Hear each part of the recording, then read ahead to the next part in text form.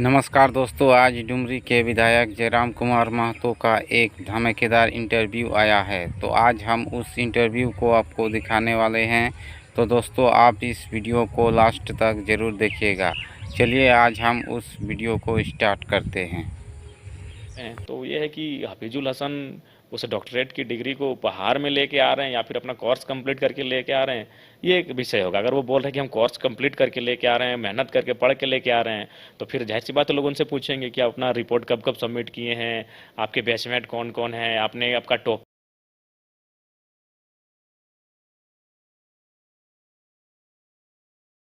देखिए, आप क्रिकेटर से, आप उनको क्रिकेटर हैं, वो सेलिब्रिटी हैं और उनकी अलग दुनिया है। उनसे आप ज़्यादा अपेक्षा भी नहीं करनी चाहिए आपको।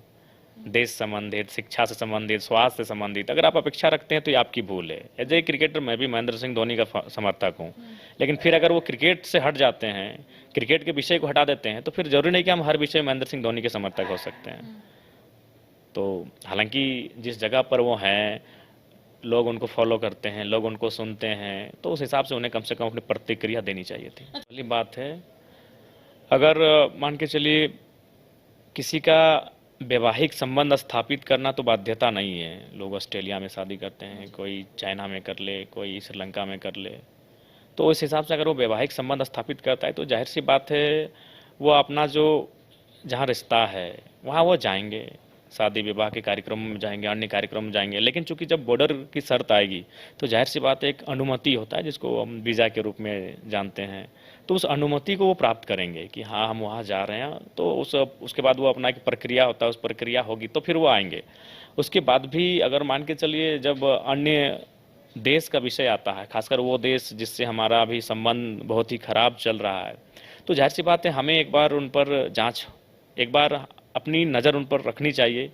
और उनका उद्देश्य अगर सकारात्मक है तो ठीक है, और नहीं तो फिर सचेत होने की आवश्यकता है। सिमन होना ही चाहिए और परिसीमन से पहले अगर जो जनगणना को स्पष्ट कर देना चाहिए। और उस समय जब जैसे मान के चलिए अगर परिसीमन सोमवार को होगी तो रविवार को इस राज्य में आदिवासियों की जनसंख्या का अनुपात क्या है, इस राज्य के शेड्यूल कास्ट उनकी जनसंख्या का अनुपात क्या है, और सोमवार को जब आप परिसीमन को तय करेंगे कि आज के बाद से राज्य में 125 सीटें होने वाली हैं, तो उसके अनुपात में और इनकी जो रविवार को जो जनसंख्या आपके सामने डेटा है उस जनसंख्या के अनुपात में आरक्षण को दे दिया जाए। सत्य है, चूँकि हम भी जिस क्षेत्र से आते हैं, पीरटांड का जो इलाका है वो एकदम नक्सल क्षेत्र के रूप में जाना जाता था, आज भी एक उस प्रकार का। लेकिन वहाँ जंगलों में, बिहड़ों में हमने देखा है धार्मिक परिवर्तन को, और ये चीज़ें हैं, सत्य हैं। लेकिन अब सवाल है कि संविधान क्या कहता है, उसके अकॉर्डिंग सरकार को, राज्य की सरकार को और केंद्र की सरकार को निर्णय लेना चाहिए। जब तक ये राज्य स्थानीय नीति को परिभाषित नहीं करेगा, इस राज्य की कोई भी योजनाएं जो सरकार लेकर आएंगी उससे इस राज्य के आम व्यक्ति का कोई भला नहीं होने वाला है। आज बहुत ही दुर्भाग्य है कि इस राज्य के हक हुकूक पर यहाँ के लोग लगातार चले जा रहे हैं। अभी आप देखिए 5 प्रवासी मजदूर को नाइजर में एक आतंकी घटना टाइप की हुई, जहाँ 12 उस नाइजर के सैनिक मारे गए और हमारे बगोदर के 5 जो प्रवासी मजदूर हैं उन्हें अपनी गिरफ्त में लेकर वो लोग चले गए। तो और ठीक 2 या 3 दिन पहले एक प्रवासी मजदूर की डेड बॉडी आई, हम गए तो 10 लाख का मुआवजा का बात किए। और तो चांची में भी एक प्रवासी मजदूर की डेड बॉडी वो कुवैत से आई, वहाँ हम भी गए तो वहाँ 20 लाख का मुआवजा का बात हुआ। यानी अगर एक महीना में अगर मैं अपने विधानसभा और पड़ोसी विधानसभा की बात करूँ तो कम से कम 25-20 की संख्या में प्रवासी मजदूरों का मृत शरीर झारखंड वापस आया। तो ऐसा क्यों? प्रवासी मजदूर आज जिस हाल में है, सैकड़ों फीट ऊपर वो काम करते हैं, वो टावर अचानक टूट जाता है, वो नीचे एकदम बहुत ही बेरहमी से उनकी मौत हो जाती है। इसका 2 ही कारण है। एक है, पहला कारण भी पूंजी है और दूसरा कारण भी पूंजी है। एक पूंजी का मतलब है कि पूंजी इनके पास नहीं है, उस पूंजी की तलाश में वो प्रवासी मजदूर बनने को तैयार हो चुके हैं। और दूसरा है कि पूंजी कुछ लोगों के पास बहुत ज़्यादा है, वे लोग भी कारण है, प्रवासी मजदूर, झारखंड की दुर्दशा का कारण भी वे लोग भी हैं जिनके पास पूंजी ज़रूरत से ज़्यादा है, चाहे वो कोई एमपी है, कोई एमएलए है, या फिर कोई ब्यूरोक्रेट्स है। अखबार के पन्नों में हमने पढ़ा था आज कि एक सांसद, अभी सांसद हैं, उनके पास 12,000 करोड़ की संपत्ति है। तो वैसे मैं उनको ही नहीं कहूँगा, उनके जैसे जितने भी लोग हैं, शख्स हैं, वे लोग आज प्रवासी झारखंड की बेरोजगारी, लाचारी के लिए दोषी हैं। विधानसभा का जो बजट सत्र था उसमें भी हमने कहा कि आज आदिवासियों को अनुदान से कहीं ज़्यादा है उनकी संस्कृति को संरक्षित करना, उनके सरना धर्म कोड को लागू कराने की दिशा में काम करना, सीएनटी की ज़मीनों को बचा के रखना। तो ये तो हमने पहले भी कहा था कि अनुदान से कहीं ज़्यादा महत्वपूर्ण है उनकी विरासत को संयोज कर रखना, और हमने इस सत्र में भी इस मुद्दे को उठाया था, और आगे भी जब तक ये धरातल पर काम ना हो जाए तब तक इस मुद्दे को उठाते रहेंगे। कैमरा बोल रहे हैं, झारखंड को कोई फायदा नहीं होगा, बल्कि भारी संख्या में लोग पलायन करेंगे, भारी संख्या में लोग विस्थापित होंगे, और भारी संख्या में जो जिनकी ज़मीनें जाएंगी उनका दमन और दहन होगा, और भारी संख्या में उन पे एफआईआर होगा, उसमें सरकारी काम में बाधा, पुलिस पर हमला करना, सरकारी अफसरों पे हमला करना, इस प्रकार के आरोप लगाए जाएंगे, और हजारों की संख्या में लोग जेलों में भर दिए जाएंगे। ये कड़वी सच्चाई है। विकास का कोई विरोधी नहीं है, उद्योग का कोई विरोधी नहीं है, लेकिन उद्योग हमारे लिए नहीं है तो उसका हम विरोधी हैं। तो मुख्यमंत्री जो भी योजना इन्वेस्ट करेंगे, अगर इस राज्य के पास विस्थापन नीति नहीं है तो आप कुछ भी कर लीजिए, कुछ नहीं होगा। मैं आज फिर आपको पुनः कहूँगा, झारखंड को मुख्यमंत्री कुछ हो कर लें, कुछ नहीं मिलने वाला है जब तक नीति नहीं मिलेगी, कुछ नहीं मिलेगा।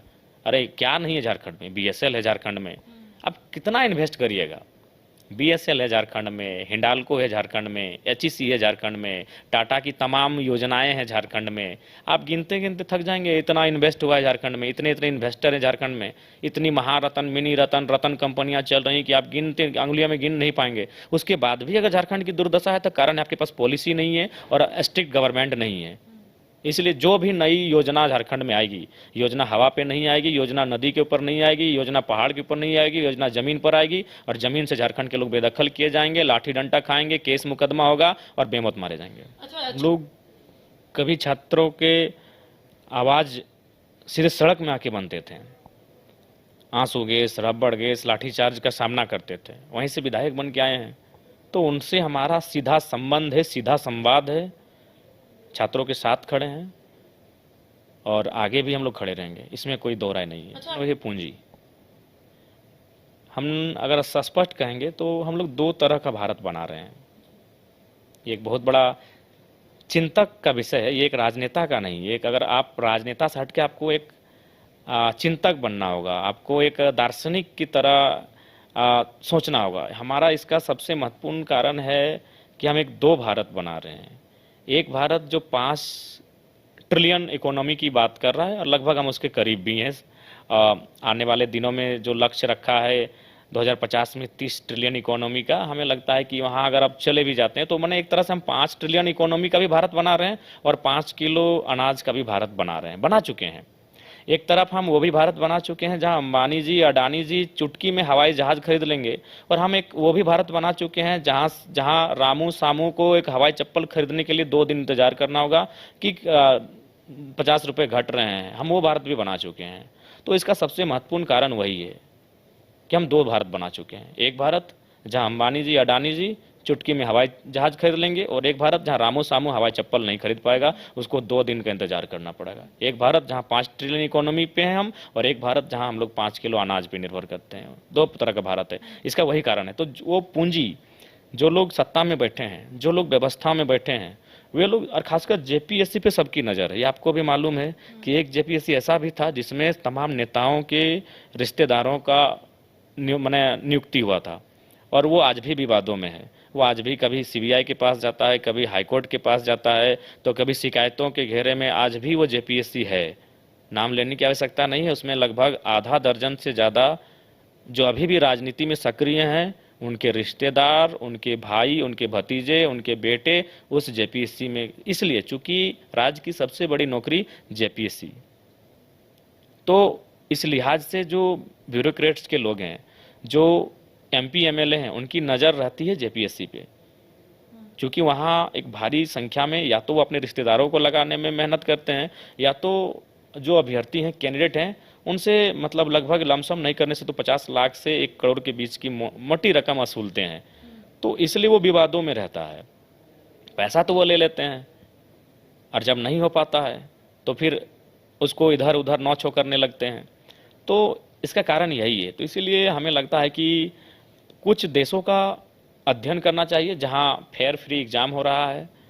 जैसे अभी बहुत सारे ऐसे देश हैं दुनिया में जहां वे लोग अच्छा उदाहरण प्रस्तुत किए हैं। तो हमें एग्ज़ाम लेने से पहले एक बार उनका, और जो जिसको आप एग्ज़ाम दे रहे हैं, जो एग्ज़ाम कंडक्ट करवा रही है, उस कंडक्ट करने वाले जो संस्था हैं, उन पर भी एक बार थोड़ा सा उनके इतिहास को खंगालने की आवश्यकता है, उनकी विश्वसनीयता को जांचने परखने की आवश्यकता है। तो ये हमें लगता है करने की आवश्यकता है। हिंदी भाषा आपकी आज़ादी है।